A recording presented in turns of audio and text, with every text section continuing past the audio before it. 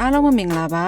ဒီနေ့ဗီဒီယိုလေးကတော့လူတွေအိတ်တဲ့ချိန်မှာဘာကြောင့်ဟောက်တာလဲဘလို့ကောက်ွယ်ကုသမလဲဆိုတဲ့ချက်လက်လေးတွေကိုမျှဝေတင်ပြပေးမှာဖြစ်ပါတယ်တကယ်တော့ဒီလိုဟောက်တာကတဘာဝပဲလို့ပြောပြမယ်လဲပဲမိမိနဲ့မိမိရဲ့မိသားစုဝင်တွေအတွက်တော့တကယ်ကိုအနှောက်အယှက်ဖြစ်စေပါတယ်ဒီလိုမျိုးဘာကြောင့်ဟောက်ကတလဲဆိုလို့ရှိရင်အိတ်တဲ့အချိန်မှာလေဘေးမှာရှိတဲ့တစ်ရှူးနဲ့ကြွက်သားတွေကရော့ကျလာပြီးလေပြုံကိုဖိမိတဲ့အတွက်ကြောင့်ဟောက်တန်တွေထွက်ပေါ်လာတာပါမိမိနဲ့မိမိရဲ့မိသားစုဝင်တွေထဲမှာဒီလိုမျိုးဟောက်တက်တဲ့သူတွေရှိလာမယ်ဆိုလို့ရှိရင်ဒီအချက်လေးတွေကိုသတိပြုရှောင်ရှားပေးဖို့အတွက်မျှဝေတင်ပြပေးလိုက်ပါတယ်ပထမဦးဆုံးနံပါတ်1ချက်အနေနဲ့ဘေးတစ်စောင်းအိတ်ပေးပါပလက်လန်အိတ်တဲ့အခါလေဘေးမှာရှိတဲ့ရှာကလက်ချောင်းထဲကိုဝင်သွားပြီးလေပြုံကိုပိတ်မိနေတဲ့အတွက်ကြောင့်အတန်းကျလောင်စွာဟောက်တက်ပါတယ်အဲဒါကြောင့်ဘေးတစ်စောင်းနေတာအိတ်ပေးပါနံပါတ်2ချက်အနေနဲ့ခေါင်းအောင်မြင့်မြင့်အိပ်ပါခေါင်းအောင်နှိမ့်တဲ့ကအသက်ရှူလမ်းကြောင်းကိုဖိမိသလိုဖြစ်ပြီးအသက်ရှူခက်ခဲလာပါမယ်အဲဒါကြောင့်ကြဲကြဲလောင်လောင်အတန်တွေထွက်ပေါ်လာပါတယ်ခေါင်းအောင်မြင့်မြင့်အိပ်ပေးခြင်းအပြင်လေပြုံးကိုဖွင့်ရစေတဲ့အတွက်ကြောင့်လေဝင်လေထွက်ကောင်းပြီးဟောက်တာကိုပါလျှော့ချပေးနိုင်ပါနံပါတ်3ချက်အနေနဲ့စစ်လေးဖြတ်ပါစစ်လေးတောက်ချင်းကမိမိရဲ့ခန္ဓာကိုယ်ကိုအန်တရယ်ပေးရုံသာမကနှာခေါင်းနဲ့အာခေါင်ကိုပါအနှောက်အယှက်ဖြစ်စေပါတယ်အဲဒါကြောင့်စစ်လေးဖြတ်ပါ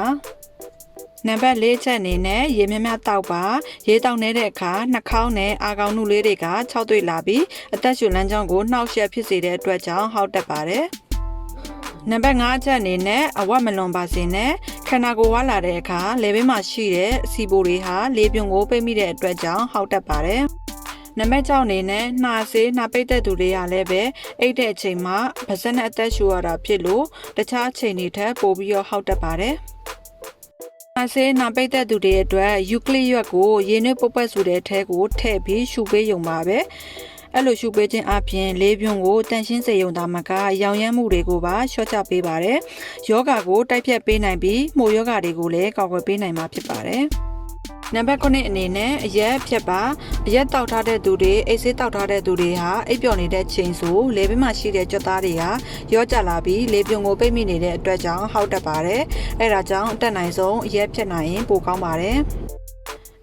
နံပါတ်10ချက်အနေနဲ့အိပ်ပျော်နေစဉ်မှာအသက်ရှူခဏခဏရပ်တန့်ခြင်း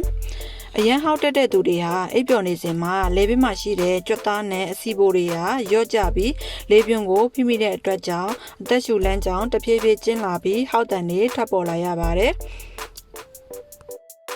လေပြုံပိတ်ဆို့မှုကြောင့်အုံနောက်ကအောက်ဆီဂျင်ကိုလုံလောက်စွာမရတော့တဲ့အတွက်ကြောင့်ခဏတာအသက်ရှူရပ်တန့်သွားတတ်ပါတယ်အဲ့ဒီအခါရုတ်တရက်လန့်နိုးတတ်ပါတယ်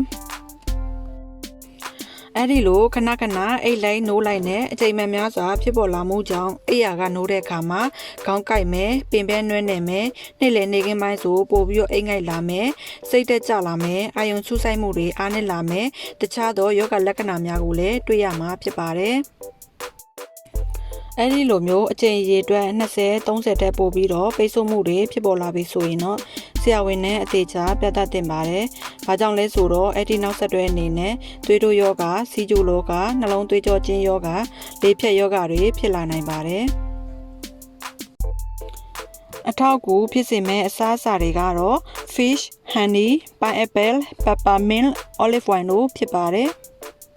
ရှောင်ရမယ့်အစားအစာတွေကတော့အကင်မျိုးနို့နဲ့နို့ထွက်အစားအစာများချောကလက်တို့ဖြစ်ပါတယ်ညအိယာမွေခင်မှာ